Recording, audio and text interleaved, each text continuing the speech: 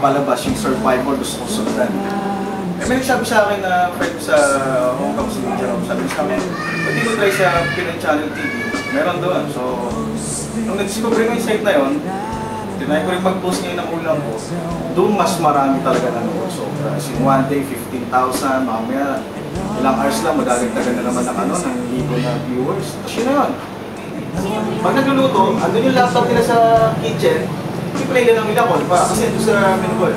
Pero ba, gusto nito yung dinuguan, pipindutin lang nila yung number, may kita na natin nila. Pero yung mga Pinay, Maketi. Hindi nga po. Uy, kunwari ka po eh. Hindi nga po si Maketi.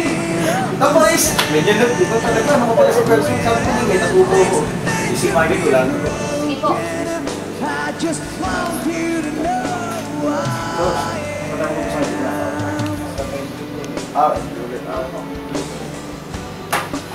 Pagka, sir, pag kinukuha na nyo na isa-isa, doon ako cut.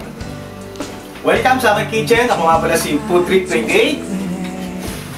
And ito yung mga kailangan natin sa paggawa ng sizzling beef spare ribs. Ito lang. But everything feels like the movies. Yeah, you bleed just to know you're alive. And I don't want to see me, 'cause I don't think that they'd understand. When everything's made to be. Sige. Sir, ganito po, sir. Meron po bang yung actual mga niluto po ninyo, ang plano po namin, sa mga subscriber, ayan, i-upload na to. Yay! Magkakaroon na ako na sarili. Bye-bye! Hello po!